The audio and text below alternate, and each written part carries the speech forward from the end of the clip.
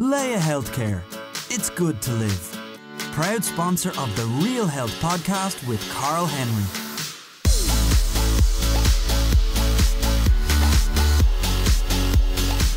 Folks, welcome to the Real Health podcast in association with Leia Healthcare with me, Carl Henry. Every now and again, we get a guest on the show that I have admired, that I've wanted to meet or wanted to see speak, and I get a little bit starstruck. And on today's episode, it's one of those. I'm delighted to be joined in studio by somebody who I think is going to provide almost the ultimate motivation for you when you listen to his story. I took this off his Twitter feed last night. It's a quote that I suppose he lives by, and I'm going to open the interview with this. He who has a why to live can bear with almost any how. Mark Pollock, welcome to the Real Health podcast. How are you? Great to be here, and thanks for that introduction. Yeah, the pressure's on. I'm feeling a bit nervous. I'm available for meetings at any stage, freely available. Tell me about that quote, because I know when I was doing some research over the last day or two, and Dara, my producer, was doing a little bit of research, that quote came up several times, and I know it's very much a mission by which you live your life. Tell our listeners a little bit about that, about the quote and the power of it, and what it means to you, I suppose. Yeah, well, I came across the quote in a book called Man's Search for Meaning by Viktor Frankl, which is a World War II concentration camp book, you know, the grimmest of backdrops. And this guy survived the experience. And in the book, he quotes Nietzsche, which is the quote you mentioned, "He who has a why to live can bear with almost any how." And it just seems to sit over everything that I've experienced over the last, throughout my life really, the good stuff and the bad stuff, challenges, whether you choose them, whether they choose you. Sitting over the top of all of that is this idea: if you know why you're doing what you're doing and it makes sense to you, then you can put up with all the tough stuff. That is like setting yourself a really massive goal, like in my case, going to the South Pole. You know, we knew it was going to be cold. It was awful at times, but it really mattered and we really wanted to go. So we raised the money, we put up with the hardship, we spent 16 hours a day on skis, dragging sledges. And it seems to be an equally applicable quote whenever I applied it to my own loss of sight, and more recently to my breaking my back and becoming paralyzed. Just seems to be that idea of if you know why you're doing what you're doing, all of the tough stuff seems to make sense. Well, I suppose it gives you a reason to get out of bed. It gives you a reason to function. It gives you a reason to... It gives you meaning to work towards something, whether it is that South Pole where you have to go and raise all the funds and contact the companies and get the sponsors and do all the really hard stuff, as well as the physical component to it, which is the training, obviously, and the fitness that comes with it. But I'm listening to what I just answered. I see he who has a why to live can bear with almost any how, in a sense, necessarily has hardship built into it. So I don't get out of bed every morning jumping for joy necessarily. Sometimes I do, sometimes I don't. The projects, even the really good ones that I'm involved in, aren't always plain sailing. They're often difficult.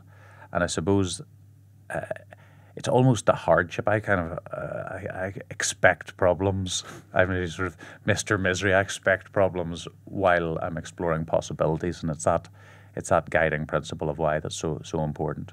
But that's very much the realism component of life. I know we're chatting. We may differ here on this, Carl. I think you tell it the truth. I kind of sometimes, sugarcoat it in terms of everything's fantastic. It's all brilliant. It's wonderful. No matter what happens, it's brilliant. I have a client who's, they mightn't lose weight, but it's brilliant.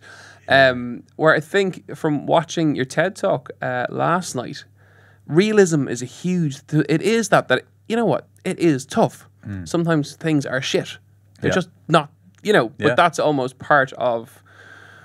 With that comes hope. With the realism comes a component of hope as well. Yeah, well, I think this is I think maybe I can explain a little bit of where I've sort of come across this because I seem to be attracted by stories of hardship or crucible moments. So there's the Viktor Frankl experience in concentration camps and others like him. But I also then came across a story of an Admiral Stockdale who it was just a little story in a bigger leadership book called Good to Great by Jim Collins, business and leadership book. But Admiral Stockdale was a POW at the height of the Vietnam War, incarcerated, tortured over 20 times, didn't know if or when he was going to get out, and his circumstances were appalling. But he had studied Stoic philosophy before he was captured, and he managed to confront the brutal facts of his current circumstances, were by all reasonable measures awful. But he maintained a faith that he would prevail in the end, and I don't think he was defined as a realist in that book, but I've come to call him and think of him as a realist because he seemed to balance this really honest position of how awful it was, but being very, very hopeful for the future, maintaining faith that he would prevail in the end. So I, in fact, think that the liberating place to live is as a realist.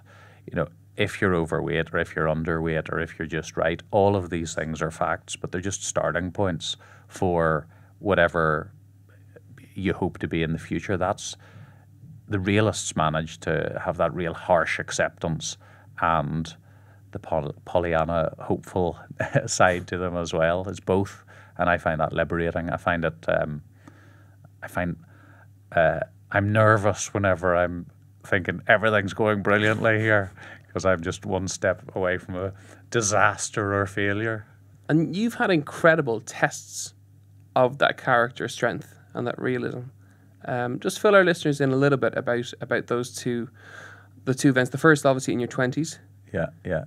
So maybe this will explain why I think as I do now.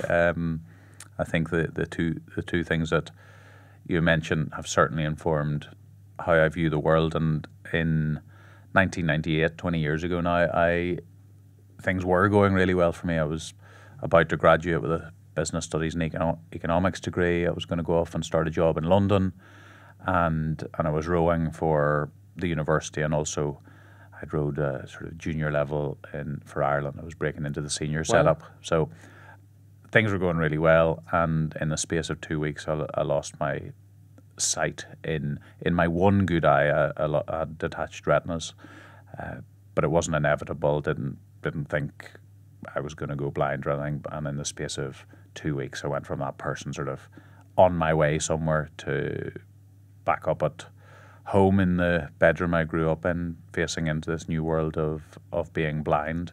And did you know that was going to happen? No, I didn't. But I had bad eyes. I was born very short-sighted. I had to avoid all contact sports. I wasn't allowed to play rugby or cricket or soccer or any of these that my school played. So I really wanted to compete, and thankfully I was able to do that in sailing and rowing. But it wasn't, lots of people wear glasses, are short-sighted, get the odd bang on the head, even have detached retinas, and they're fixed. But I don't know whether mine were particularly bad or not. It wasn't inevitable, and it ended up happening very, very quickly. So I didn't know about talking computers. I didn't know anything about guide dogs. Couldn't learn Braille. I'd never held a white stick. I'd only done what lots of people do in the street. There's a guy coming down tapping with a white stick, and someone sees him at the last minute, and it's this sort of comedy, arms and legs all over the place trying to avoid them. So I didn't know any blind people, didn't have any of the skills, and then suddenly I was one of them, and continue to be so. So I had to really start from scratch again and try and find a place in the world as a blind person. And I think also a lot about identity, and who we are, who we feel we are, who we maybe how the people around us see who we are, and I didn't kind of realize how important my identity as a rower and a student and someone who was on their way to a great job. I didn't realize how important that was until it was all gone, and then I had to try and find a way back to, well, not back to that old identity, but rather create a new one. And where does one even begin to process that? To go within the space of 2 weeks from having prospects in terms of the move to London, from being ultra competitive, to being back home. For a lot of people listening in, myself included, I don't even know where you begin to rebuild from there. Where does the rebuilding process start? Yeah, and look, do you know, sometimes if you talk about yourself a lot, as I do, suddenly your life becomes just a storied version of your life, and it's not necessarily true. So I was about to just rattle off, well, you go blind and then you set yourself a goal and away you go. It didn't work like that. I think really for the first 4 years after blindness, I was guided by a desire to rebuild or reestablish my old identity.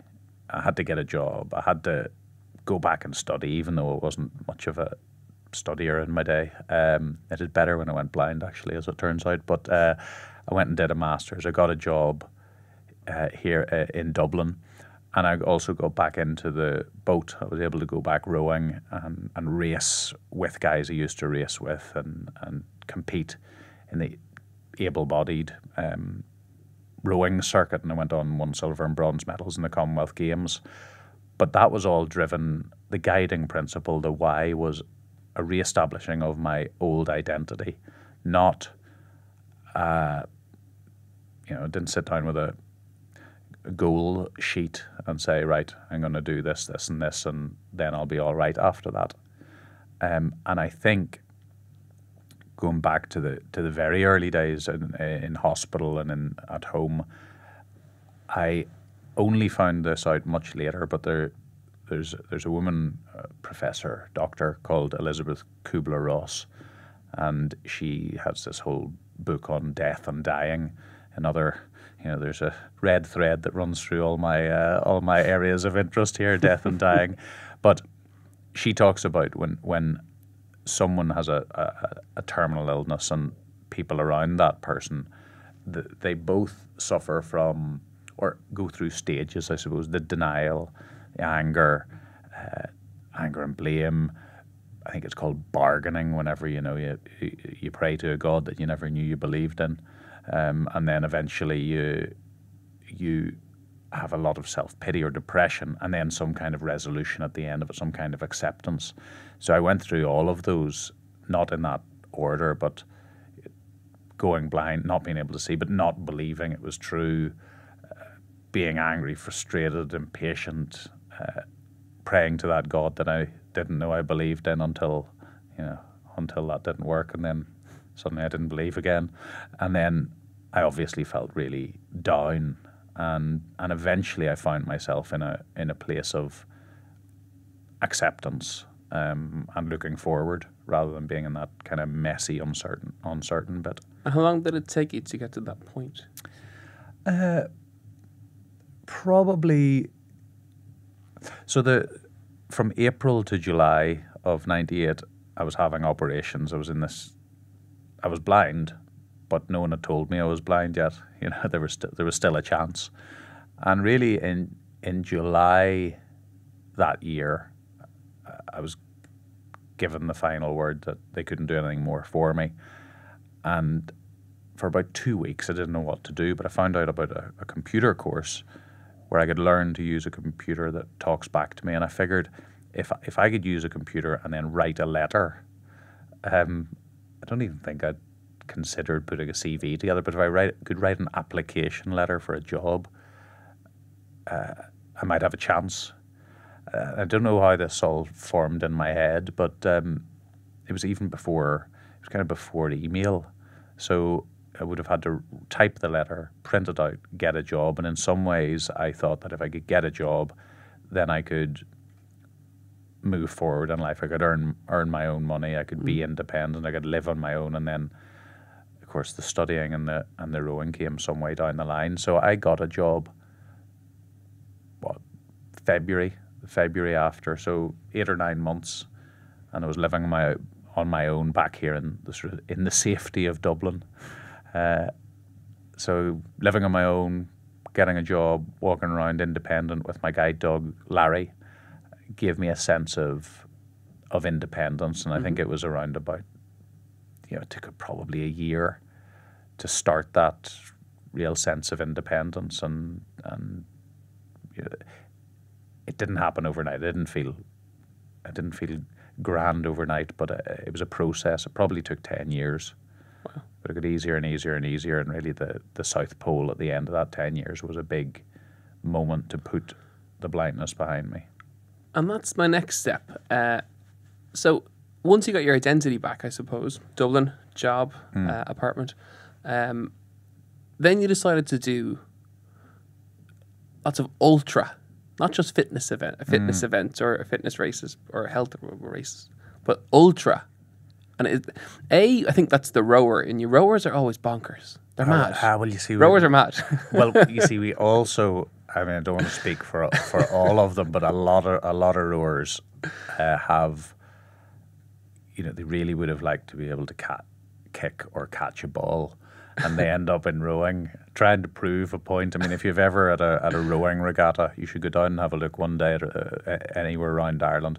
Quite often, a few rowers get together and throw a ball around or kick a ball around. I mean, it's not a pretty sight. Zero coordination. But yeah. I think rowers appear in triathlons. They appear in adventure races. We are a particular breed. Anywhere I've done something long. So I've done Ironmans, I've done ultramarathon races, I've done Racer in Ireland, bike races. Yeah. I've always met a rower, always, and they're always the maddest ones in the whole event. They're bonkers. So you went and did lots of this kind of stuff. You did the Gobi Desert. It was it 6 marathons in 7 days? That's it. In the desert, in the searing heat, South Pole, like ultra stuff that so few people would even contemplate. Where did the drive for that come from? Well, I think as a rower, we were training. We were training 12 times a week as amateur club guys. 12? Yeah. A week? Yeah, and like long distances and mixing in weights and so on. So it gives you a great sense of connection with your body. And I go back, that's what I had before I lost my sight. That's what I lost when I lost my sight, the sort of just not feeling like I was in charge of my own body anymore. And then I got back into the rowing, got to the Commonwealth Games, and then went on and started doing these races. And I just, as a rower, had a great sense of that my body and mind probably could take these things on. So I had a confidence that I was in the mix, that I could be one of those ultra endurance guys. And of course, the first marathon I ever did was in the Gobi March, day one of 6 marathons in a week. The first, as you do, of course, you wouldn't. The first marathon is in the Gobi Desert, in the searing heat, and the first of 6 marathons. Yes. The average person might go and do one in Dublin or London or. You've got to start questioning whether your confidence is arrogance, And I was questioning that very early on. You see, before we started that race, I was doing it with another rower called Nick Wolf. And by the time we got to Beijing, it was in northwest China, but Nick was looking around at the other competitors and he was sort of saying to me, hey, I think we could win this. So we went off the start line, and about 10 minutes in, I said to Nick, how are we doing? And we were like dead last out the pack. So we got a rude awakening.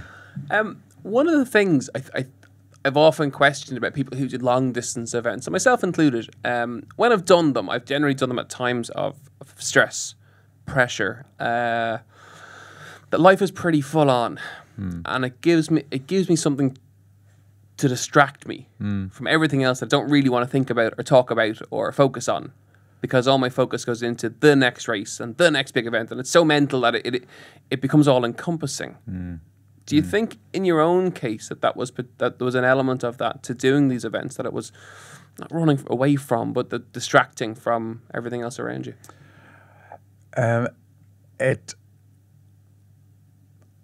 I'm probably going to answer this and not answer your question, but I do have a view on this thing, because when I did my first Gobi Desert race, I was about, I don't know, it was maybe about 26, and I'd worked in a couple of jobs after going blind. I'd gone to the Commonwealth Games, so got my medals in the Commonwealth Games, handed in my master's thesis, and the company I'd worked for went bust about 6 months earlier. So I suddenly entered this period in 2002 where I didn't really have anything to do.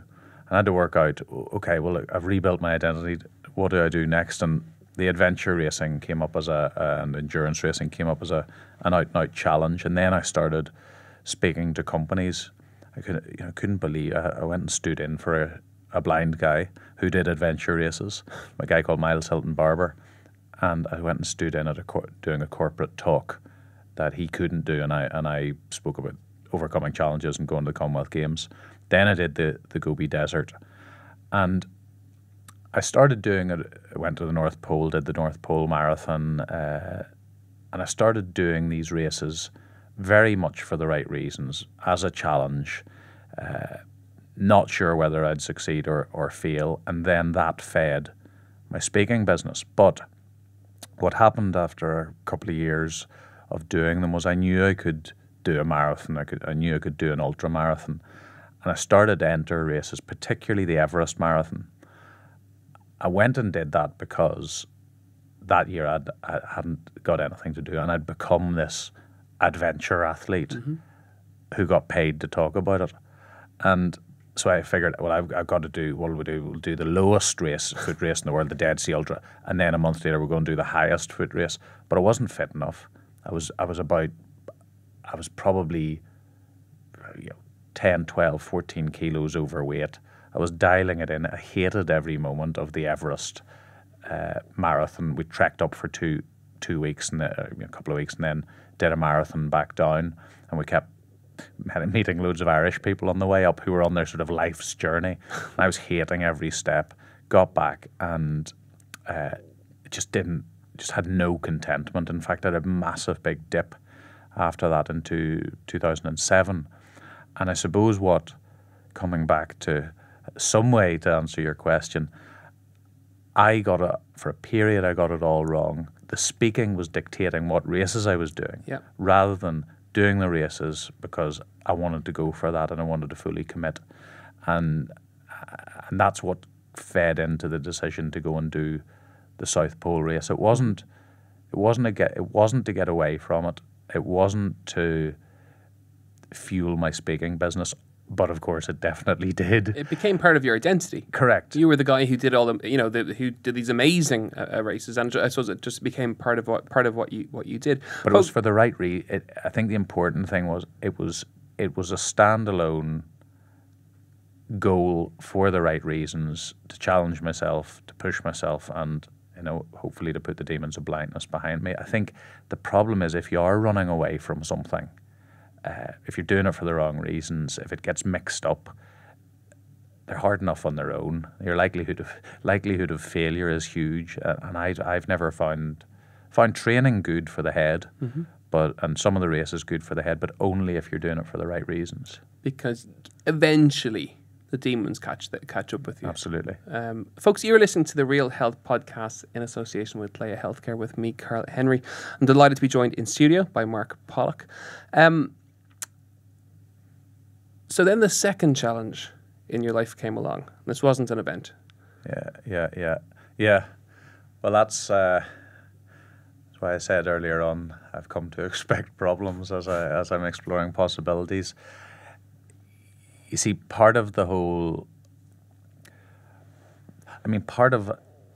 sometimes whenever I'm as I said earlier on, I'm talking about my story.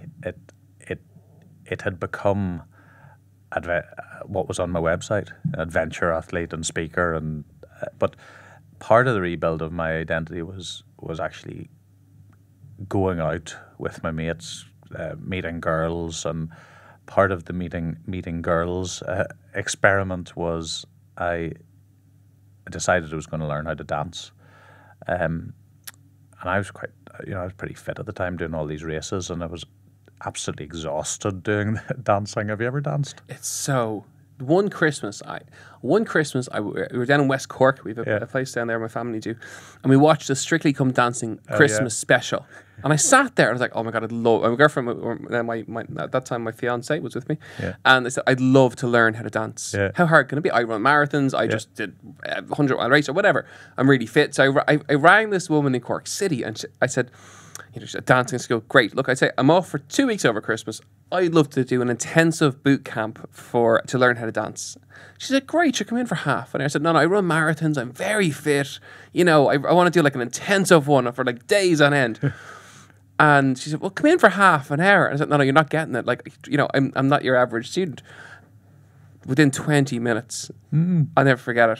I couldn't put one foot in front of the other. Yeah. My head was fried, my body was fried, everything just hurt, and mentally, and it's so difficult. Yeah. It is. And every time I watch Strictly, I have incredible respect for them because it's so hard to do. No matter what your fitness levels are, it's incredibly difficult. Yeah, it really is, and I found it. Anyway, I wanted to learn how to do it because I was doing a talk in Miami, trying to get my speaking business up and running, and I went to this club called Mango's Tropical Cafe, and there are all these. I was actually with Nick Wolf that I did the Gobi Desert with, and he was describing all these girls and some older guy in his 60s, black shirt, black trousers, dancing with two girls on the bar, spinning them round and all this, and we couldn't talk to any of them, no matter how many margaritas we had, and we said the only reason is because we can't dance. So we came back to Dublin, and I couldn't do the Follow My Leader classes, so I met a friend of a friend. She'd been in Madrid for a couple of years, and she'd been in the salsa clubs, and she'd learned how to dance, and I contacted her, and she offered to teach me how to dance. And that girl turned out to be Simone, who, after learning how to dance and going for drinks afterwards, we eventually fell for each other and started going out with each other. And she was a great support during the whole South Pole thing. And when I was in the South Pole, you're in this kind of meditative state, 43 days, 16 hours a day, reviewing your life, and all past girlfriends, future potential girlfriends that you've never met. And I think, this girl, Simone, is amazing. So I got to the end of the trip, and the guy, some of the experienced polar guys, said, look, most of you will have decided during this 43 days to leave your job, leave your wife, leave your husband, move country, get married. Don't do it when you get off the plane back wherever you've come from. Wait for a few months. So I did, and I asked Simone to marry me, and she said yes, eventually, and we were due to get married at the end of July in 2010, and a month before our wedding, I was in England at a rowing event, Henley Royal Regatta, and on the second night I was back in the house, and the next thing I know was I was on the ground outside, 2 stories below where I should have been safely in bed. So the wedding didn't happen, and we spent the next 16 months in hospital dealing with a fractured skull and bleeds in the brain and massive internal injuries, and of course no movement or feeling from my stomach down. So you fell out of the window and dropped 2 floors. Yeah, and I mean, I don't, the question is, how did it happen? I mean, no, I don't know, nobody knows, but I suspect what happened was I probably got up to go to the bathroom, and I used to feel along the wall with my hand, as a blind person, to find the way. And that particular night, my hand found an open window, I think, where the closed one should have been, and I just cartwheeled out. So thankfully, my friends were actually outside, and they were having a drink, and I landed beside them. They didn't see me, didn't know what had happened, and I started to, they actually got me breathing. They got my tongue out of the back of my throat. They stabilized me, and then I started to realize what was happening. But it was a wild experience, and it's a wild memory to even speak out loud. I can't even fathom to imagine. Yeah. So it's kind of led on to just this terrible period of uncertainty, and then an even worse period of finding out about what paralysis, the impact of paralysis, what it really means, because it's not just a lack of feeling and movement. It has all these secondary problems, infections, nerve pain, spasms, and lots of people have time in hospital, pressure sores, cardiovascular problems. Ultimately, lots of people get diabetes from the system being compromised, and diet's an issue, and lack of access to exercise, and all this stuff. And of course, 7 out of 10 never work again, and 4 out of 10 live below the poverty line, and that's in this country. And I entered into this all of the same things: work, study, sport, relationships, family, friends, all these things that I had tackled after going blind kind of reappeared, question marks over all of them, as I lay there in hospital trying to make sense of what was going on. And one of the earliest conversations you had at that time was with your now fiancée. And I know early on you gave her a very specific piece of advice that thankfully she didn't take. Yeah, it was very early on, because I ended up on the Saturday morning after the accident happening on the Friday night, and I ended up on the Saturday morning in Stoke Mandeville in England, and Simone was in Dublin, and she'd actually been swimming on Killiney Beach the night before, and then had gone for a few drinks with her friends, and was staying at her sister's house, and she got the call that something was wrong, and she needed to get to England. And she arrived, as she described, with sand and seaweed in her hair, into intensive care by my bed. And one of the very first things I said to her after crying, and I couldn't even hug her, she couldn't hug me, just after touching her hand, was that she really needed to get away from this, that she hadn't bought in. She'd bought into the blindness, but she hadn't bought into this. And she describes that I was trying to dump her in intensive care. And it's difficult for me to remember because I was so high on morphine. But I think I was probably talking about myself. If I could run away from what was happening, I would. And I think I was saying to her, "You've got a chance to do it, and you need to do it." Of course, she didn't. Thankfully, she didn't. She stayed and remains with me, and very much a partnership side by side in our efforts to cure paralysis in our lifetime. So talk to me about that then, trying to cure paralysis. And I'm fascinated by the exo. The exo suit, to say the least, and even more fascinated by the story at which, not just content with that, you tried to merge it, and you brought all of these experts together. And it so often in life, and the more people I meet, both on the podcast and generally in work, that sometimes it just takes an instigator to make incredible things happen.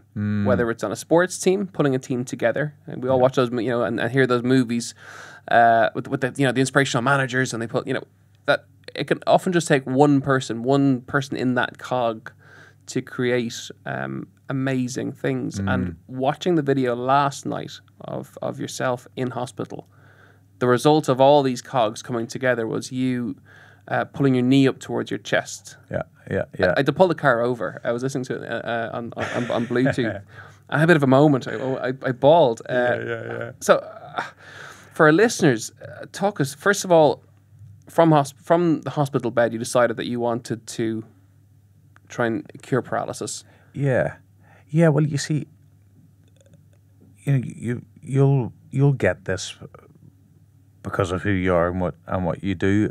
The idea that human beings shouldn't be sitting down for even 8 hours a day, that would, never mind the rest of your life. The idea that your prescription for life is never to move again, that just didn't make sense to me, just at a very basic human level. All of the health advice is get up, get moving.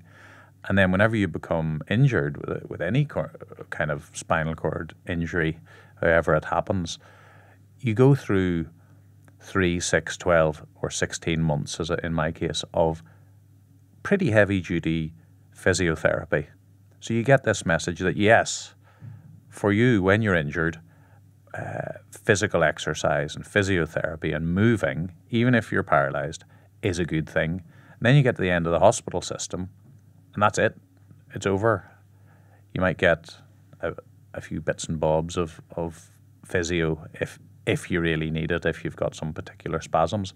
So all of this message, everything I believed in was about moving. The bits that were paralyzed and the bits that weren't paralyzed. And then the services or the opportunity just wasn't there. There are no facilities to be able to do that. And I thought, look, okay, even if I am paralyzed, which by that stage it was very obvious I was paralyzed, even if I'm paralyzed, surely moving is a good thing. And we had to travel to California to go to a spinal injuries gym, to go through aggressive physical therapy where I was out crawling. I was with the help of therapists, standing with the help of therapists, just holding on to a bar or the squat rack, a guy blocking my knees, and then coming up and doing squats in and out of the wheelchair. But I think probably in the beginning I was hoping that through neuroplasticity I would make some kind of connections back across the injury site and I'd be able to move a little bit more, feel a little bit more. But the overwhelming sense was that if you move and keep the body ready, you'll surely be ready for interventions that may come down the line. And that's where it was lucky for me, and I'm straying into the optimist territory here, but it is pretty lucky to be paralyzed at this particular time, more than any time in history, because the robotic legs appeared in 2012. And the robotic legs are a combination of steel and carbon fibre and aluminium motors at the knees and hips, and you strap into them, you press a button, and in a gym, in a rehab context, you can stand and walk. And we've got a device, I've got a device, we've got another research device in Trinity, we've got an open access device in DCU there, there's one in Cork, there's one up in Donegal, there's one in Belfast. So people are now starting to be able to stand and walk, but it's mechanical. You're not really doing anything to the body. So you were getting steps, and I know you counted them. I think it was over 1 million steps. Well, I'm as a rower. You see, it's all strokes per minute, minutes that you're out there, heart rate. So I'm fascinated by the data, and it was steps per 15-minute blocks for an hour that I was focusing on, and it was amazing. Like if you can't stand, and you get the chance to stand up, just to be upright, just to be the way you used to be, it's psychologically, it's hugely empowering. And then, of course, physically, from digestion's better, your hip flexors stretch out, just your flexibility and your mobility improves, even if it doesn't tackle the nervous system issue. And I got a set of these legs back in Dublin. We started doing research, but the bit that you mentioned, which really is incredibly exciting and very important, is electrical stimulation of the spinal cord. And we went back to California, to UCLA, to Los Angeles to test that. And the moving my knee to my chest piece was just with a little bit of electrical stimulation in my spine, 3 or 4 days training, and I was able to voluntarily move my legs. And I was, Simon, she was really excited by that. And I was immediately thinking, well, this is good, but like, you know, I'm not going to be just lying on my back moving my knee to my chest here. You know, how can we combine this? How can we move this forward? And that's where the combination of the two technologies came in. But again, for our listeners, I'm not even sure that they can put themselves in your situation, but to be classified as being fully paralyzed, to take it from there to moving a lower limb, is just it's mind blowing. Well, it is, and I'm only I'm a guinea pig in the middle of it. The robotics company have had hundreds of millions put into that technology. The electrical stimulation research in its broader sense, tens of millions has gone into that. And back to your earlier point, whenever I started the fundraising, originally it was just for the kind of capital and ongoing costs of my injury, like to raise money for an adapted van or to put a lift in my house or these sorts of things. But over time, we thought, well, how can we contribute to this field?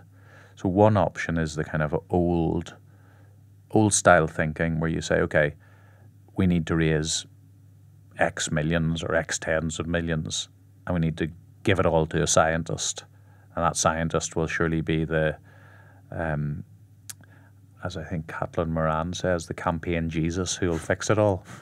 But in fact, without any expertise, the only thing we could offer was enthusiasm, the desire to bring people together, to make those connections. And I think what we're trying to kind of package up and sell to philanthropists around the world is that the value and where we're going to make the really big breakthroughs is not by being selfish with our data, our science, or our ideas, but rather being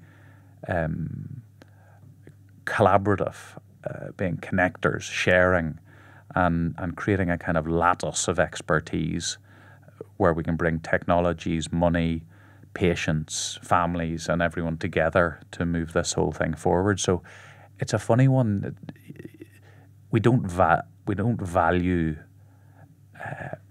having a chat, making a connection, introducing people to others. And in fact, Irish people are pretty good at it. The chat's crucial.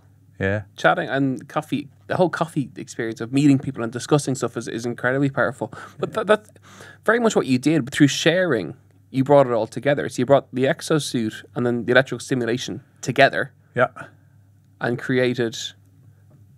Well, so you got these two technologies. You got the exoskeleton company, and then there are a few different ones around the world. But they're in the business of building robots to help people stand and walk who are paralyzed, MS, stroke, and they've got to try and make that thing work.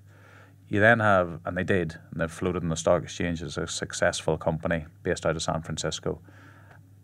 The electrical stimulation company is very early stage, and it's spun out of a university, UCLA in Los Angeles. They're trying to make their science and technology and business work, so they're trying to raise loads of money. So you got these two incredible groups of people doing brilliant stuff and struggling because it's hard.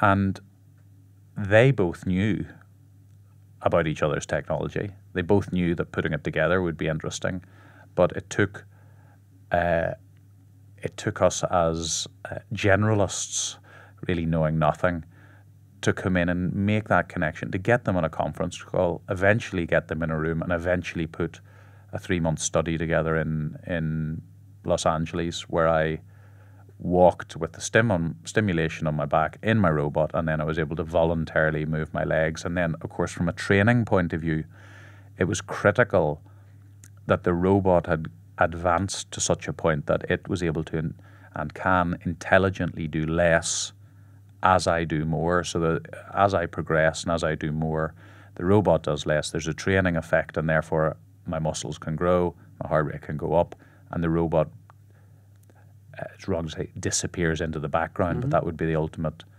ambition.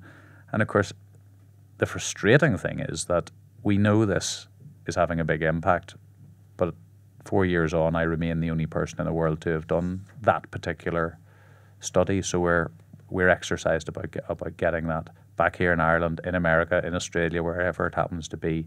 But I'm trying to get that stuff available here in Ireland.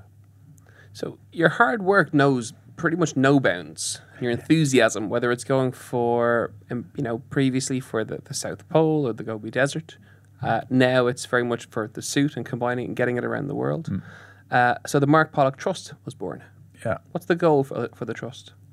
Well, we've just relaunched our belief and our mission, our vision this year, and we now firmly believe that we can cure paralysis in our lifetime. And to do it, we are continuing to explore this intersection where humans and technology collide, and we're focused on creating collaborations that have never been done before. And both of those things feed into our ultimate ambition to unlock $1 billion to make that happen. And I don't mean us going out with buckets to raise $1 billion. I mean by putting the price tag on curing paralysis at $1 billion, it kind of elevates it beyond any country or any foundation or any university. And it says, well, if you get those guys in Switzerland who have got 250 million pumping through neurological research, and you get those guys together with industry who maybe got a valuation of 100 million and a foundation with a big chunk of money, maybe by coming together you've a chance of doing something exciting. So we really are just using me as a guinea pig. We've got exploration and we've got collaboration as our two big pillars. And then talk to me about Run in the Dark. Does that tie in with the trust? So the team that we have got in place is kind of like an agile, small special forces unit, I like to think, focused on collaboration. And there's no government funding for promoting collaboration for doing these research studies that we do, making the connections that we make and the collaborations that we do. So through my speaking and through Run in the Dark, we've been able to raise a pot of money on an annual basis that feeds into funding that team to do the work that we're doing. So over the years, it's grown to 25,000 people around the world in 50 cities around the world, anything from 9,000 people in Dublin on the 7th November this year to maybe got 100 people in Sydney, 50 in Shanghai, out in San Francisco, we've got some in Brazil, but 50 cities around the world, starting with Dublin on the 7th, the rest of the world on the 14th, and people can come and be the best they can be, whether it's a 5K, 10K, first timers, fastest time, whatever it happens to be. By being out there running, moving for themselves, taking part, being involved in the community, they can have a spin-off benefit of helping us cure paralysis in our lifetime. And just by taking on basically their own challenge, be it time or be it the event or the distance or whatever it may be. And what's the website for Run in the Dark? runinthedark.org. It's runinthedark.org. And I think I've been thinking about this idea, Carl, of how do you connect? What is the connection between people out doing their first 5K at Run in the Dark and my attempts to walk in a robot and cure paralysis with electrical stimulation and the scientists that we work with? And I kind of, trying to pull back to this, he who is a way to live can bear with almost anyhow. I think the thing that connects all of this stuff is just an idea of to go out there and try to achieve more, whatever it happens to be. Just do a little bit more. Fitness, diet, running, science, spin out companies, impacting people's lives. So we're sort of working with the hashtag Achieve More to pull all these things together. Fantastic. Mark Pollock, thank you so much for coming into the Real Health podcast. This has been one of the things that I've been waiting for and hoping for a very, very long time. So thank you so much for coming in. Folks, as ever, this is the Real Health podcast in association with Laya Healthcare with me, Carl Henry. I started today's episode with a quote, and I'm going to finish it with a quote. I saw it on the TED Talk that I was watching last night. If you want to have a look at it, you'll see it on TED Talks. Just presumably put in Mark Pollock and you'll find it. And it was a quote from Simone at the very end of the talk. And she says very simply this: acceptance is knowing that grief is a raging river. And you have to get into it. Because when you do, it carries you to the next place. It eventually takes you to an open land, somewhere where it will turn out okay in the end. Folks, have a great week, and I'll see you next week. Laya Healthcare. It's good to live. Proud sponsor of the Real Health podcast with Carl Henry.